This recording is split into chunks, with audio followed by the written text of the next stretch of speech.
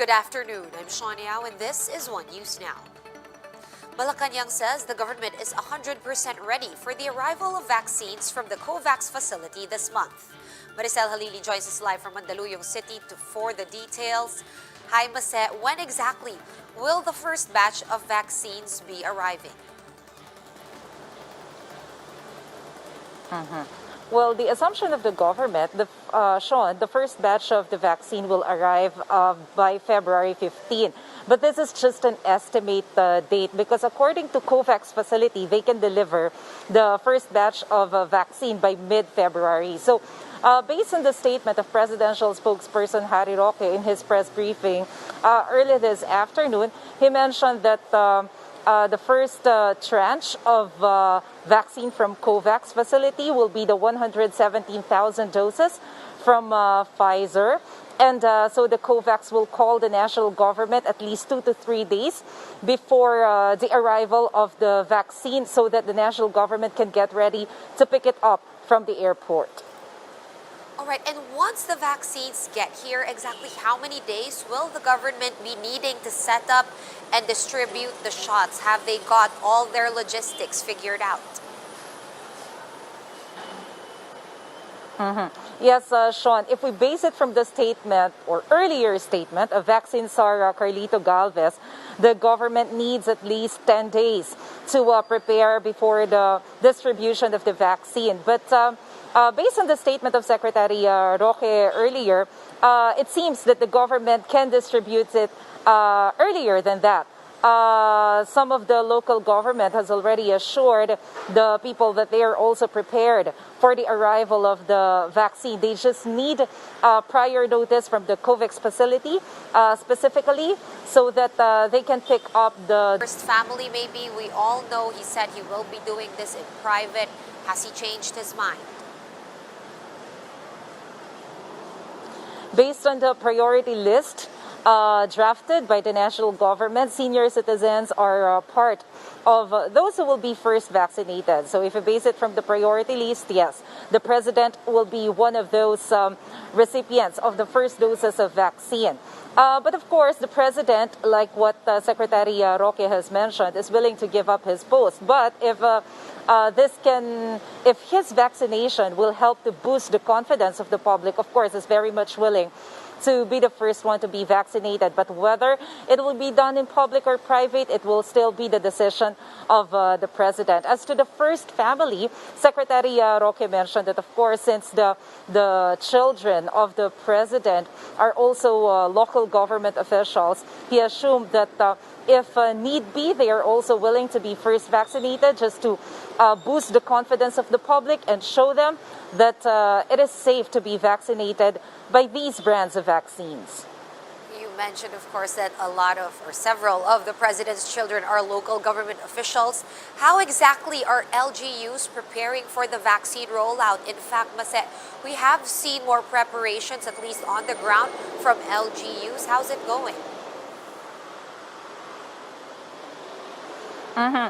During the press briefing of Secretary Roque this afternoon, some of the guests there are Mayors Malapitan, Chanco, and Mayor Belmonte of Quezon City. So they gave us a glimpse of their preparation for the arrival of AstraZeneca. This is the brand of vaccine that they have ordered. They expect these vaccines to arrive by mid this year, probably around June or July. But they have already doing some logistics rehearsal just to make sure that everything will be on time. Mayor Malapitan mentioned that if Caloocan government will be able to hire 1,600 vaccinators, maybe they can finish all adult population of Caloocan within a week. According to Navotas Mayor Toby Chanco, they already prepared 20 vaccination sites. They have coordinated with the Department of Education so that they can use some of the schools in Caloocan to be their vaccination sites, since their health centers are not that big to accommodate a huge number of adults. While in Quezon City, Mayor Belmonte mentioned that their estimate is it will take about 6 to 8 months before they can complete the vaccination for the adult population, because as we all know, the population is in Quezon City is much bigger compared to other cities here in Metro Manila. That's right. Okay, I guess wait and see to see how that rollout goes. Now moving on to a different issue, the issue of pork. What did presidential spokesman Harry Roque have to say about the ongoing pork holiday? Of course, this is the first day of the implementation of that price cap across Metro Manila for pork and chicken products. Yes, you're right, Sean. Secretary Roque said that before implementing the price cap, the economic team has already anticipated its effect on the supply, the possible pork holiday, because of course some of the hog raisers will be discouraged to sell pork products because there are limitations in imposing prices to these pork products. And so what the Agriculture Department did is that they have offered transportation assistance to hog raisers from Luzon, Visayas, and Mindanao. During the Laging Handa press briefing this morning, Agriculture Secretary William Dar mentioned that they will give 21 pesos per kilo transportation assistance for those hog raisers from Mindanao who will deliver pork products to Metro Manila. For those who will be coming from Visayas and the Bicol region, they will provide 15 pesos per kilo transportation assistance. And for other provinces in Luzon, they will also provide 10 pesos transportation assistance per kilo of pork products. And aside from this, Secretary Roque encouraged the consumers to consider also buying other protein sources aside from pork. They can buy protein sources like chickens or fish to solve this issue on the supply of hogs. All right, thank you so much for all that information. Maricel Halili joining us live from Mandaluyong City. And the Healthcare Professionals Alliance Against COVID-19 is calling for the proper distribution of vaccines. In a press conference today, Dr. Antonio Dan said that all healthcare workers should be prioritized because they will be the ones to inoculate the general population. Dan stressed the need to follow the vaccine priority list, which puts senior citizens and those with comorbidities next in line. He said that this way, the government will be able to decrease the mortality rate and maintain our health system capacity. Huwag na tayong makipag-unahan. Alagaan natin yung talagang nangangailangan. Kasi kung hindi ho natin alagaan yung nangangailangan, tayo rin ho ang affected. We will not reach our objective. Let's check in on other vaccine developments from across the globe. South Africa has suspended the use of AstraZeneca's vaccine after data showed that it only gives minimal protection against mild to moderate cases of the South African COVID variant. Health officials there say that they will wait for further advice from vaccine experts. In Brazil, 88 liters of active ingredients needed to make AstraZeneca shots have arrived from China. Brazil's Fiocruz Biomedical Center is targeting to produce 2.8 million AstraZeneca doses. The institution is set to receive another batch of active ingredients later this month. And Peru has received nearly 300,000 doses of China's Sinopharm vaccine as the South American country plans to begin its inoculation program this week. This is the initial batch of its total procurement of 1 million doses. The second batch is expected to arrive next week. We'll have more stories after this quick break. Stay with us.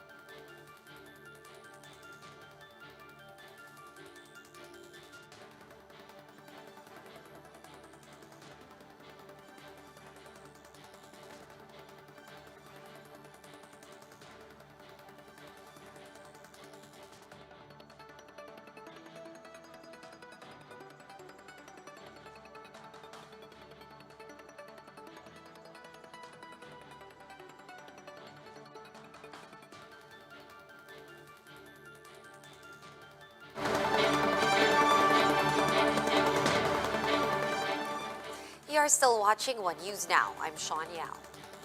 Carinderias across Metro Manila are feeling the pinch of the price cap on pork and chicken products.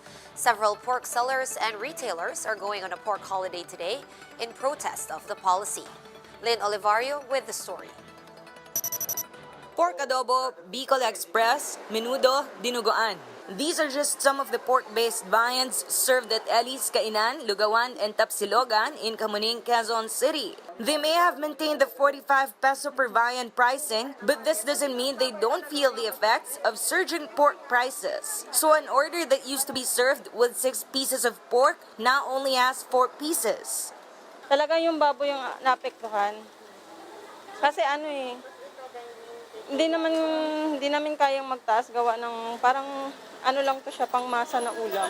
Ayaw namin magtaas pero pinapaliwanag namin sa mga customer namin na kaya unti lang kasi sobrang taas na talaga. Meanwhile, some sellers and retailers are set to go on a pork holiday today as they cannot follow the price ceiling of 300 pesos per kilo. And so while Ellie's Kainan still has enough pork stocked up to be served until today, they're not sure if they can still serve pork dishes in the coming days. Kasi wala talagang nagsabi na sa amin kahapon yung mga suki namin na hanggang ngayon lang yung sa baboy at saka sa manok nila. Over in Mandaluyong, Babe's Eatery used to serve around 6 pork dishes every day. But owing to the price hike, they are now able to serve only 1 or 2. And to keep up with the prices of pork, they are now selling an order of pork sinigang for 60 pesos, when it used to be 45 pesos per serving only. Hindi kaya kasi magkano ang kilo ng baboy ngayon? 400 pesos minsan nga nagpo 420. Pero yung talagang niluluto namin dati na talagang mga mahal na part ng baboy, hindi namin na iluluto ngayon dahil sobrang mahal nga. Owner Freddy Buco says they buy pork from the market. So if their supplier goes on a pork holiday, they won't have anywhere else to source pork from. Makaka-apekto rin kasi minsan mga ibang customer, lalo na yung mga customer namin na matatagal na, ang binabalik-balikan kasi sa amin talaga rito, yung mga sinigang, yung mga tulad niya, yung barbecue. Both carinderias will just have to tweak their menus, offering chicken, fish, vegetable, and other meat dishes instead. The same goes for customers who feel the effects of skyrocketing pork prices, whether in receiving smaller servings or paying more for the same serving. Siyempre, yung konti yung laman, tulad ng baboy. Pagpalagay natin dati 5 piraso, parang 3 piraso na lang ata. Siyempre, masakit talaga sa bulsa pag gano'n. Kaya lugaw na lang kinakain ko. Okay na ito hanggang hapunan. Kumagunti at saka talagang mataas ang presyo. Mataas ang presyo sa baboy ngayon. Huwag na muna yan. Maggulay-gulay na lang muna at saka kung anong aabutin ng pera.